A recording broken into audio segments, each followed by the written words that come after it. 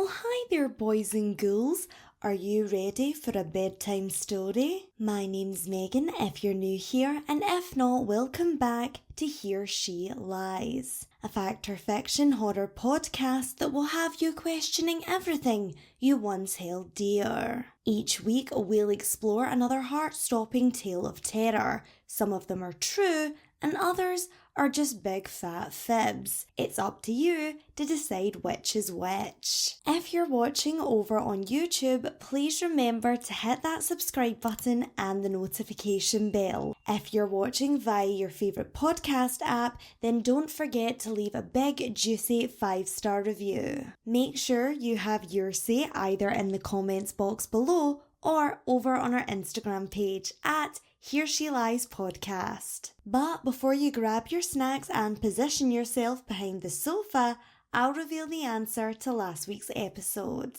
Okay, so if you remember, I told you about a group of teenagers who travelled down a very spooky road in the hopes of solving a 30-year-old mystery. But like most kids on Halloween night, they bit off more than they could chew and somehow wound up with an unwanted passenger sitting in the back seat. The spectre, wearing a blood-soaked polka dot dress, managed to keep Jack and his friends out of trouble. For now. But sadly, her ghost is cursed to wander this planet until her killer is brought to justice. Was this fearsome fable based on true events, or just a work of freaky fiction? Well, according to the Charleston Daily Mail and over 100 eyewitness accounts, everything I told you is shockingly true. It all began on the 22nd of June 1932 when the remains of 31-year-old Mamie Thurman were discovered along 22 Mine Road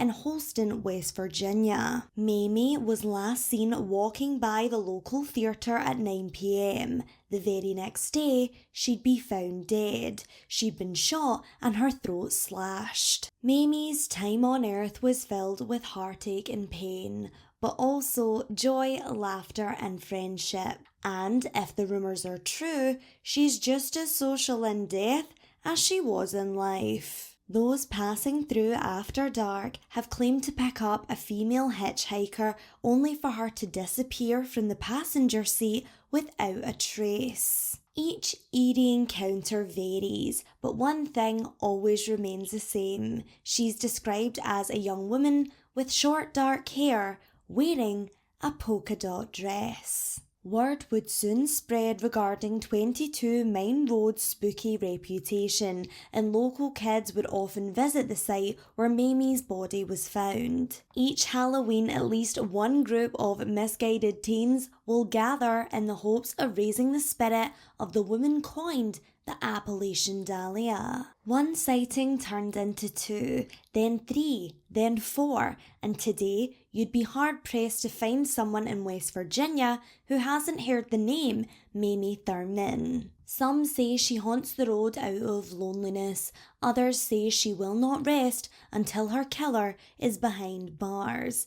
But whatever the reason, if you're travelling down 22 Mine Road, I would probably suggest an alternative route, because otherwise you might end up with a paranormal passenger. Now, since we've cleared up last week's Mountain Mama mystery, it's time to dive into my special storybook and dig up another tale of woe. So unplug your Sega and hold on to your headphones. Welcome to episode 7 of Here She Lies. I call this one Game Over. 911, what's your emergency? You calling me a liar? Oh my god, you coming? We are coming.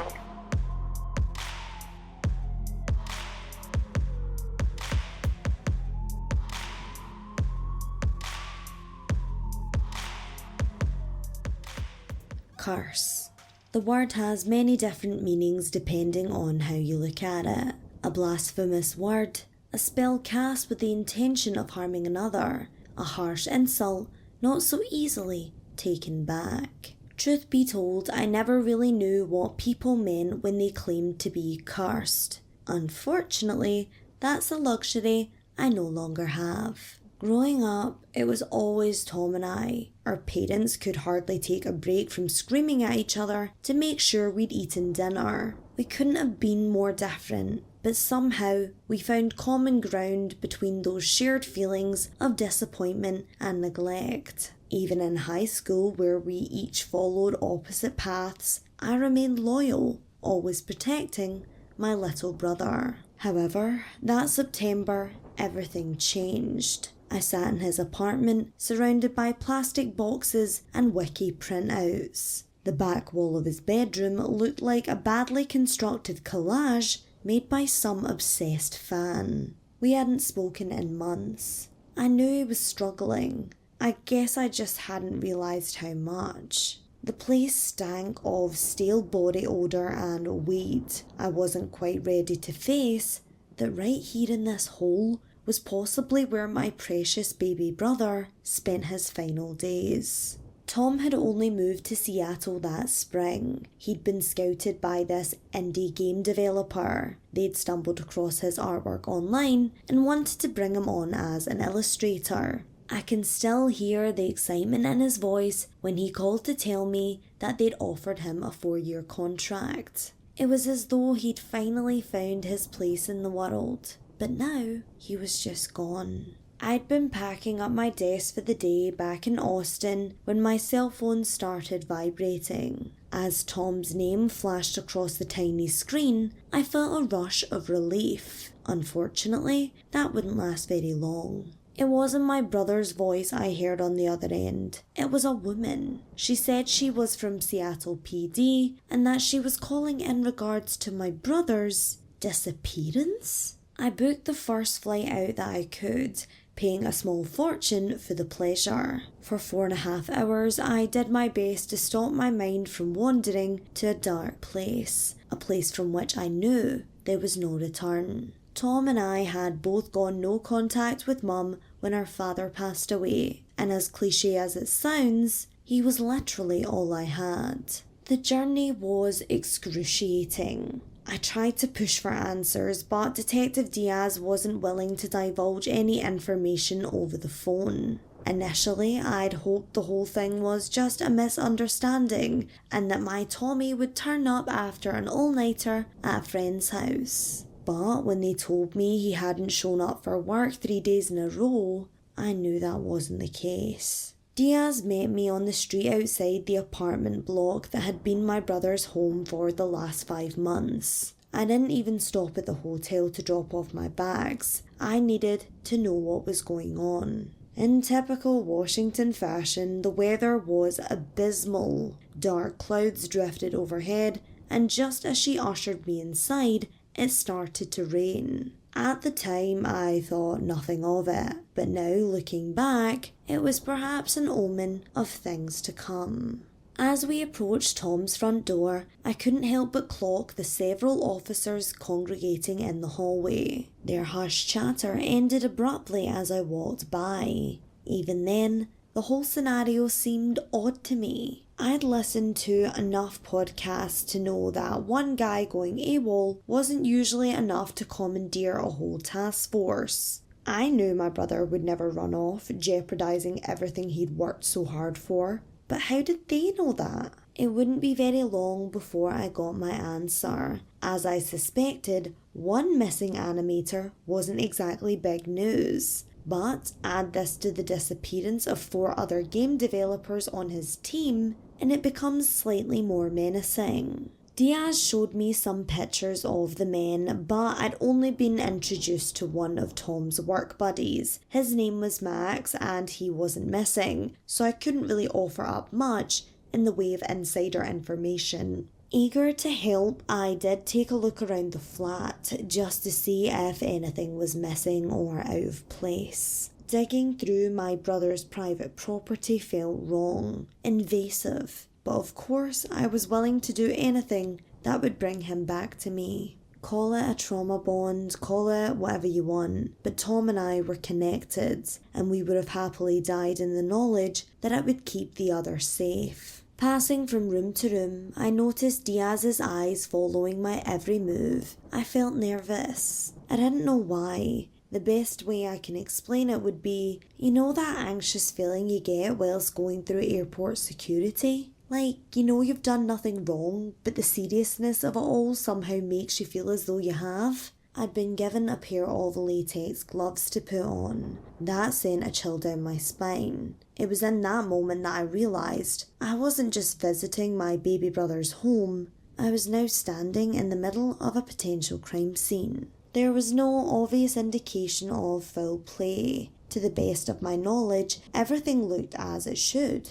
Well, except for the bathroom. The white tub sat filled to the brim with what was now icy cold water. It was as if Tom had been interrupted at home whilst running a bath. This detail was a tad peculiar at best and sadly offered no explanation as to what had transpired in the days before Tom vanished. Most of the questions asked were fairly routine, but of course Diaz also threw in a couple of curveballs, perhaps trying to trip me up. God knows why. I was as clueless as she was. Questions like, did your brother have any problems with the people he worked with, and was Tom ever violent in the past, alluded to the fact that my brother wasn't being treated as a fellow victim, but a suspect. As a child, Tom had been the happiest little boy on the planet. He was kind, sensitive, and in truth, slightly needy. However, as we got older and the toxicity of our parents' relationship started to spill out onto us,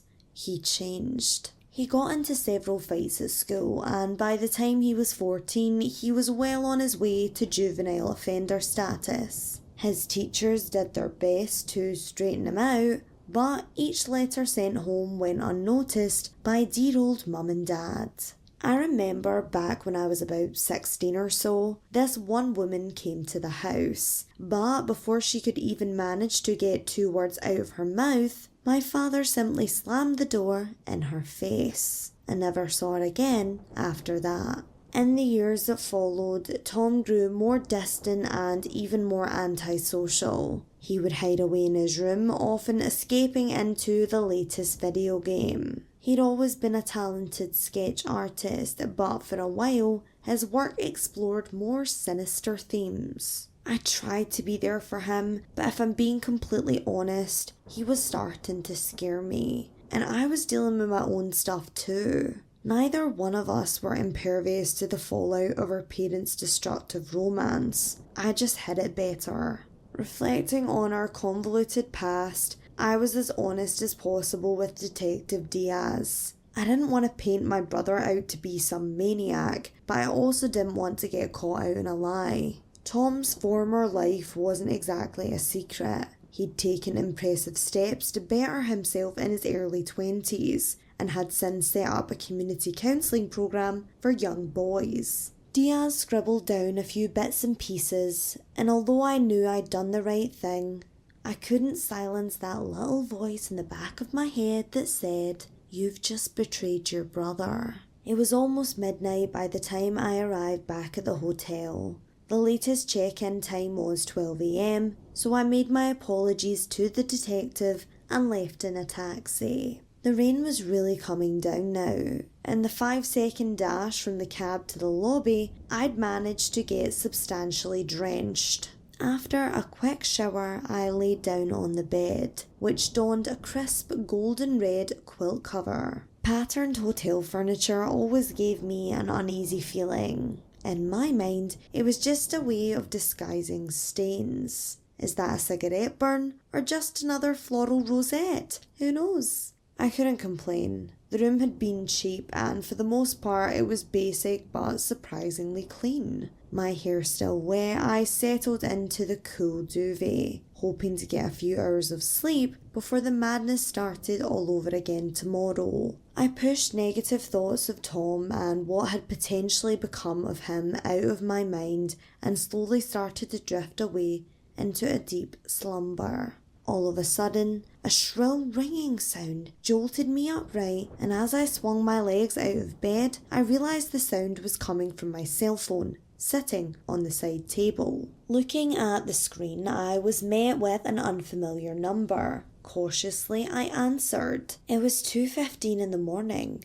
Who could be calling me at this time? Lauren, it's Max. I'm sorry, I know it's late, but I had to talk to you. It's about your brother. I think he's in trouble. The weather had brightened up considerably by the time I got to the coffee shop. Anchorhead Coffee was situated just around the corner from Tom's apartment. I'd arranged to meet Max there at 7:30 before heading over for an interview with Diaz. I spotted him right away. It was first thing on a Saturday and the work from home crew with their MacBooks and chargers were nowhere to be found. He got up and nervously gestured for me to join him at a little wooden table for two in the back. The overwhelming scent of Java swept over me as I made my way to him. In better circumstances, I would have savoured the smell, but no.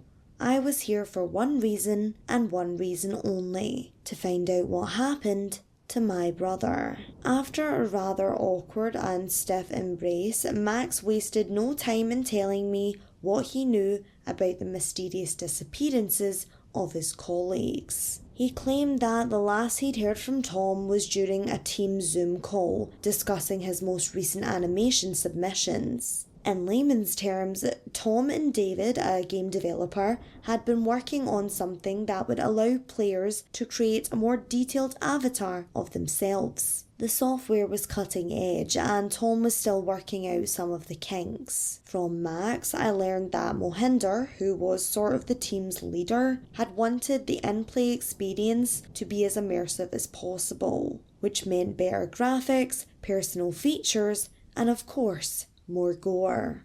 Apparently, he and Tom had recently been butting heads, and Mohinder was pushing Tom into some pretty dark stuff that he was seemingly uncomfortable with. This wasn't good. It wasn't good at all. Because Max then told me that after that Zoom meeting, one by one, his teammates went missing. First Dave, then Mohinder, a programmer named Marco, their sound designer Sam, and finally, Tom. It hadn't happened right away, and for a couple of months, things were just a little bit strange. Max had said it was as if they were all suddenly plagued with an extreme case of bad luck. It started small at first. Keys going missing, inexplicable electric shocks, and programs crashing out of nowhere. But then, it got weirder. The phone in the office would ring late at night, but when they answered, all they could hear was the sound of a woman crying. It was creepy, yes, but they brushed it off as a practical joke and carried on. As things gradually worsened, Max assumed his friends were going through some kind of group psychosis. Their claims of seeing a woman's haggard face reflected back at them in bathroom mirrors and store windows made him question if maybe they'd been drugged or if they were simply trying to freak him out. I asked Max if he'd seen anything odd. He confirmed that aside from the phone calls, he hadn't been subjected to the same hallucinations as his friends. Totally mystified, I sat there in silence for a minute, racking my brain for any reason as to why Max had evaded suffering the same fate inflicted upon the others, but I came up with nothing.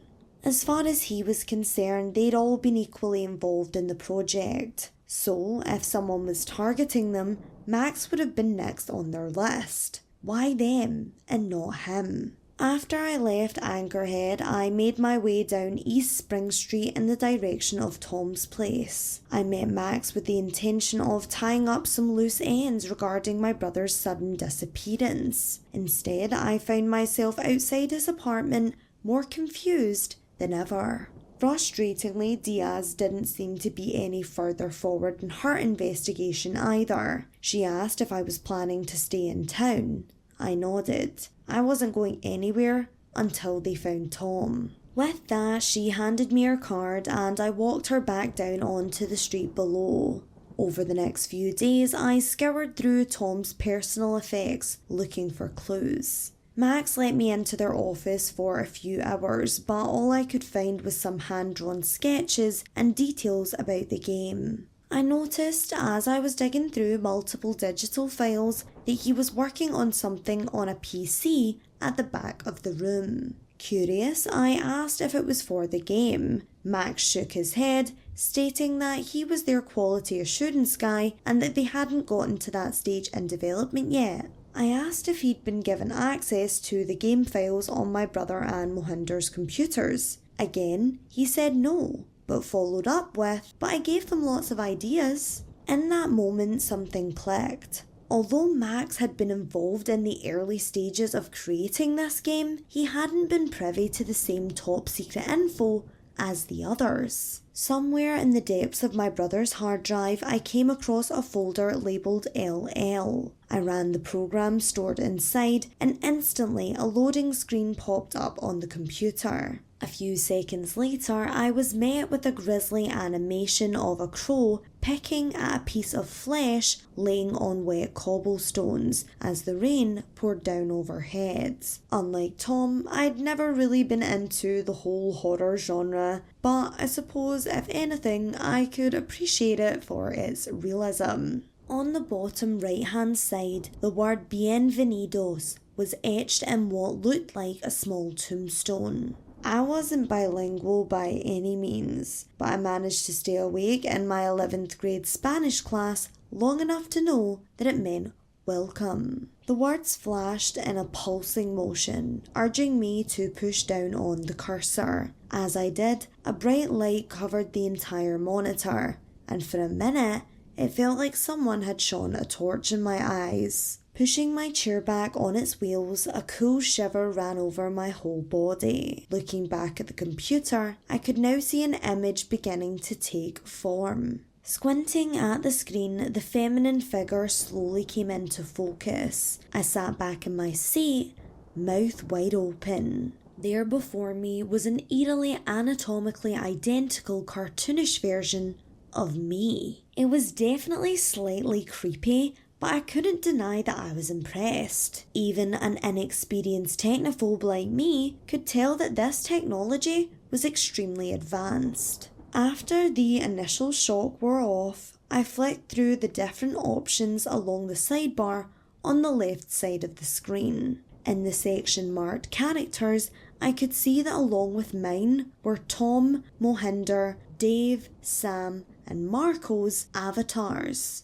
I quickly grabbed an empty flash drive from Tom's desk drawer and transferred the game file, figuring it may come in handy later on. Shoving the drive into my purse, I made my excuses to Max and left. As I did, I wondered, could this tiny device hold the key to solving my brother's case and clearing his name? Was it conceivable that both he and his teammates were targeted for the high-tech software that made the creation of these avatars possible? Diaz answered my call on the first ring, and we arranged to meet up at the precinct. I saw a taxi approaching, so I ran towards the road with my arm outstretched. The car slowed down but didn't stop. I skipped alongside, reaching for the door handle, but the driver just kept going. As he continued to pass, I peered through the front passenger side window, trying to get his attention. But when I looked up,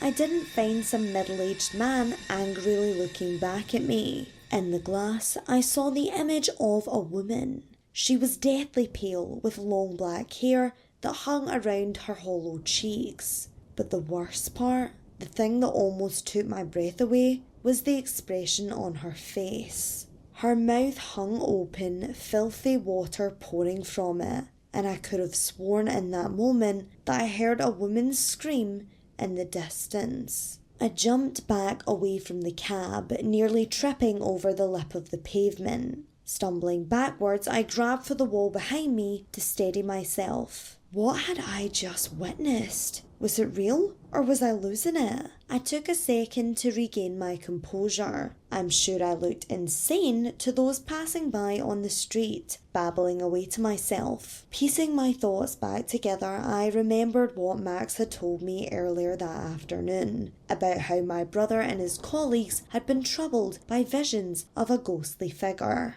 What was happening to me? I'd never experienced hallucinations before. I felt like my mind was failing me. Truly terrified by what I'd seen, I ran towards Tom's office. I wasn't sure if Max would even still be there, but I had to try. Upping my pace to a power walk, I pulled my hood up over my head and looked down at the pavement. I wasn't sure what had triggered that peculiar vision, but I wasn't in any rush to see it again. Just as I rounded the corner, it started to rain. Hard. I peeled the sopping wet hoodie from my skin, and Max greeted me at the main entrance. His smile soon faded as soon as he saw the terrified look on my face. I didn't know what to say, so I just whispered, "I saw her." Max grabbed my shoulders and began rubbing them furiously. "You're shaking. You must be freezing." I sat in Tom's chair whilst he made me a cup of coffee. Holding the green mug emblazoned with the words "Daddy Cool," I felt a pang of guilt. Here I was sobbing hysterically about my missing brother when Dave's kids were out there missing their dad. My knuckles were white. I was practically gripping the hot ceramic in an attempt to soak up some of the heat it held inside. Max handed me a sweatshirt. It was Tom's. Those notes of Paco Rabanne and marijuana were undeniable. I slid the soft cotton over my damp ponytail, and in that moment, I started to cry. Poor Max looked on as an awkward silence hung in the air. I barely knew the kid, and here I was having a full-blown mental breakdown in front of him. I stood up and slowly shuffled over to the bathroom. I thought a splash of nice warm water would sort me out, but the second I turned on the hot tap, a foul, putrid smell filled the room. The water spilled from the rusty tap, quickly changing from a cloudy white liquid to a dark brown viscous fluid that smelled like rotting meat. Instinctively, I reached out to turn it off, but as I did, I felt a white, hot, burning pain spread from my palm right towards my elbow. Screaming in pain, I clutched my hand. Simultaneously, the bathroom door flew open. It was Max. He pulled me out of the tiny bathroom, but looking back, I noticed the flow of clear water that now poured from the sink. This was it. I was going crazy. I was going to end up just like our parents, reacting to imaginary scenarios that hadn't happened and screaming at old ghosts that weren't even there. Max stood over me, a look of concern mixed with fear etched across his face. I could tell he wanted to say something, but perhaps felt that in the moment he shouldn't. After a few seconds, he mumbled something about the game and it being a fucking curse. I lifted my head from my hands. I'd never been a believer in anything supernatural. As someone who worked in the pharmaceutical industry, I believed in linear things that I could see, stuff like science and proven theories. However, the more I sat with my thoughts, I could no longer deny that what was going on seemed like the plot of some M. Night Shyamalan film. I started to speak, but I was interrupted by my mobile buzzing on the desk. It was Diaz. She sounded solemn, sad even. She stated that she had an update on the case and that I should take a seat. I stayed standing and put the phone on speaker. In a very matter-of-fact tone, she stated that they'd found Mohinder. They were still going over the scene, but that it looked like he'd drowned himself in the bathroom sink of a nearby motel. In disbelief, I nodded my way through the rest of the call before agreeing to an interview the next day. By the time Diaz had finally hung up, I could see that Max was now on the other side of the room holding a piece of paper. "Max, are you okay?" I wanted to take the words back the second they left my mouth. Of course he wasn't okay. He'd just lost a close friend. He didn't respond. He barely looked in my direction as he offered up the sheet of paper he held in his hand. Confused, I took it from him. The title read, "Potential Death Animations," and written below was a list of around 20 ideas for how characters would die in the game. I looked over each one, but it was number 7, that caught my attention. 7. Drowned in a bathroom sink. A heavy shower of rain began rushing down the windows from outside, and suddenly I felt as though we weren't alone anymore. "Max," I said, my voice shaking. "What was the name of the game?" Sorry, I was miles away there. What did you say?" "The game? What was it called?" "Oh, it was, La Llorona."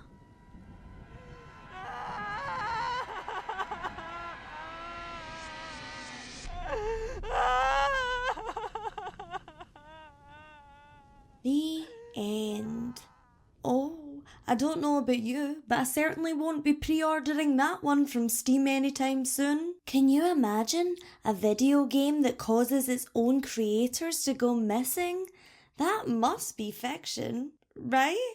Maybe, maybe not. I guess you'll just need to wait until next week's episode to find out. Until then, I guess we'll just need to make do with our cheeky new segment, Pants on Fire. So, as you will know if you've watched the channel before, I asked you to tell me the funniest or worst lie you've ever told, and whilst some of you should be incarcerated, you definitely didn't disappoint, so let's dive in. When I was in middle school, I had just gotten a pair of new shoes. I was very excited for them. They were hot pink and covered in sequins. Slay. They were a little tight on me, but they were ordered in the largest size from the catalogue, and I wasn't about to let my mum know they were too tight, so I wore them anyway. When she made a comment about them being too small and me walking funny, I told her it was because I had hurt my ankle the day prior in gym class and it was hurting. This was a lie. Due to this, my mum took me to the doctor after school and we found out I had actually broken my ankle. Honestly, not sure how it happened. I'm pretty sure we all know how it happened. The doctors asked what happened and I explained again. They asked how I fell because it was a pretty bad break. I said we were jumping on the trampoline and a girl pushed me. We didn't even have a trampoline in school. Honestly, I was just trying to come up with something. When I returned to school the next day with a cast and crutches along with a doctor's note for gym saying I couldn't participate, my gym teacher asked what happened. I now had to come up with a new lie because she knew we didn't have a trampoline and I didn't mention anyone pushing me prior in class. I told her I fell and broke my ankle and just left out the rest of the story. My mum never found out. It was all a lie. That one is far too good. I'm sure we've all done something, as a sacrifice in the way of fashion before.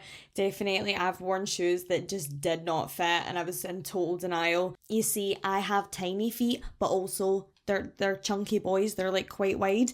So I remember I would try on my sister's shoes and I would like stuff loads of toilet rolls so they fit me lengthwise. And then I would just, stretch the shit out of them. Sorry, babe. Love you. Remember, guys and gals and non-binary pals, if you have a fib you would like to share with the class, get it sent over to heresheliespodcast@gmail.com. And on that deceitful note, I bid you adieu. Find out next week if it was false or if it was true. Good night. 911, what's your emergency? You calling me a liar? Oh my god, you coming? We are coming.